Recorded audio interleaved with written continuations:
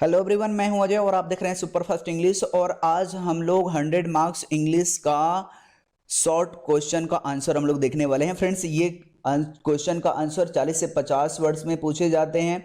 और मैं बता दूं कि ये 10 क्वेश्चन आपसे पूछे जाते हैं, जिसमें से 5 का आंसर आपको करना होता है। एक क्वेश्चन आपका 2 नंबर का होता है। टोटल आपसे 10 नंबर का पूछा जाता है।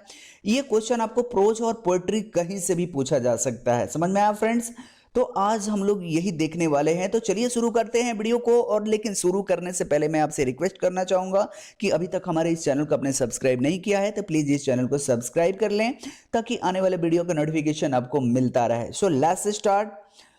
देखिए, पहला क्वेश्चन है, what according to Gandhi ji is modern civilization. Gandhi ji के अनुसार आधुनिक सभ्यता क्या है? According to Gandhi ji, modern civilization is the worship of material things. यानी गांधी जी के अनुसार आधुनिक सभ्यता मशीनों का पूजा करना है। It is the worship of brute in us, यानी कि हमारे अंदर जो छुपी जानवर है उसका पूजा करना है। He dislike the material civilization of the modern. वो आधुनिक सभ्यता को बिल्कुल डिसलाइक करते हैं, बिल्कुल पसंद नहीं करते हैं। क्योंकि because it does not lead to real happiness, क्योंकि ये हमें वास्तव में खुशी नहीं दे सकता है। ही एडवाइज अस, वो हमें सलाह देते हैं, टू कीप अवे, दूर रहने के लिए, from eat at all cost. यानी कि गांधी जी हमें सलाह देते हैं किसी भी हर हाल में हम लोगों को आधुनिक सभ्यता से बिल्कुल दूर रहना चाहिए। समझ में आया फ्रेंड्स? अब देखते हैं अगला क्वेश्चन। देखिए, अगला क्वेश्चन है आपका, what was the role of fire in our development. हमारे विकास में आग की भूमिका क्या थी? The utilisation of fire was important in human progress. यानी कि आग का आविष्कार इंसानों के विकास में बहुत महत्वपूर्ण भूमिका निभाया। कैसे भूमिका निभाया? At first it was use to keep away wild animals. शुरू शुरू में इसका उपयोग हम लोग करते थे, यानी कि हमारे पूर्वज जंगली जानवरों से बचने के लिए किया करते थे। While our forefathers slept in forest and cave. जब हमारे फोर फादर यानी कि हमारे जब पूर्वज जंगलों में और गुफों में सोया करते थे, उस समय आग का उपयोग जंगली जानवरों से बचने के लिए किया करते थे। It was use to warm in winter, और ठंडी में गर्म रखने के लिए इसका उपयोग वो लोग किया करते थे। लेटर ऑन, बाद में, it was use for cooking, और बाद में इसका उपयोग खाना बनाने के लिए किया जाने लगा। समझ में आया फ्रेंड्स? अब देखते हैं अगला क्वेश्चन। अगला क्वेश्चन है, why did Pearl S Buck come to India. Pearl S Buck भारत क्यों आई थी? अब आंसर देखते हैं। Pearl S Buck came to India to see and listen to two group of people.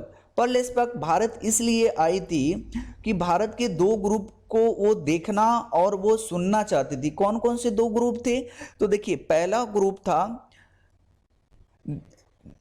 The then you intellectual in the cities and the peasant in village. वो दो group को देखना चाहती थी। कौन कौन सा वो ग्रुप था?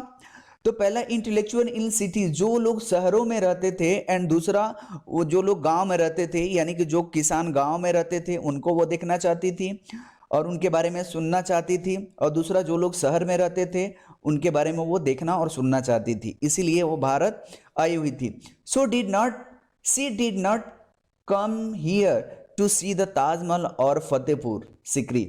वो ताजमहल और फतेहपुर सिकरी देखने के लिए नहीं आई थी।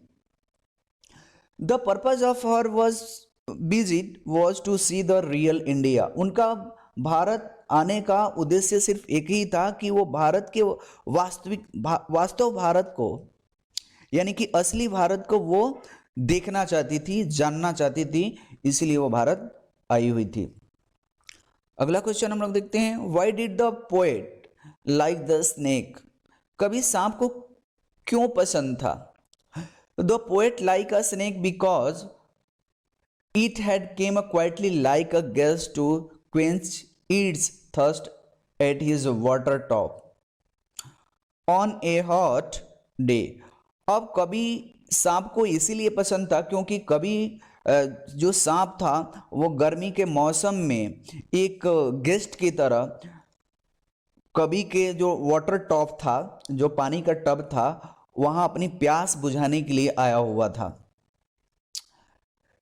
ही वॉज ग्लेड डैट, वो खुश था, that he departed peacefully after drinking water, वो कभी इसीलिए खुश था क्योंकि वो पानी पीने के बाद, यानी कि सांप पानी पीने के बाद काफी आराम से एकदम शांतिपूर्वक वहां से चला गया, इसीलिए कवि को सांप पसंद था। समझ में आया फ्रेंड्स? अब अगला क्वेश्चन है आपका, how did Sevai's father react to the teacher's complain, शिक्षक की शिकायत पर सेवई के पिता की क्या प्रतिक्रिया था?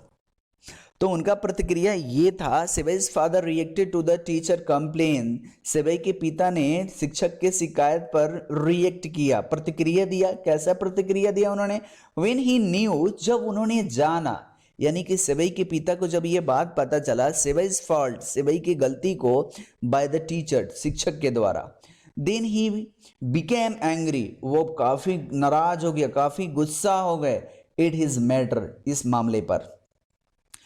As soon as he heard, जैसे उन्होंने सुना कि क्या हुआ था, he grabbed his sons by the collar and gave him a sound beating, तो जैसे ही सेवई के पिता ने शिक्षक से उसके बारे में शिकायत सुना, तो उसके पिता ने क्या कर लिया, तुरंत ही उसका कॉलर पकड़ लिया, और कॉलर पकड़ने के बाद जो है काफी तेज तेज उसको पीटने लगे। साउंड बीटिंग का मतलब होता है जैसे पीटने के बाद आवाज आती है ना, उसको बोलते हैं साउंड बीटिंग।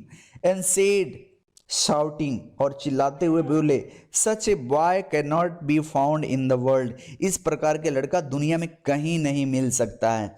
समझ में आया फ्रेंड्स? तो आज हम लोगों ने देखा कुछ क्वेश्चन, इसके आगे भी मैं आप लोगों को क्वेश्चन दूंगा, तो फ्रेंड्स आप इसे प्रिपेयर कर लीजिए क्योंकि एग्जाम में इसी में से कुछ ना कुछ क्वेश्चन पूछे जाएंगे। तो बस आज के लिए इतना ही friends, thanks for watching, thank you.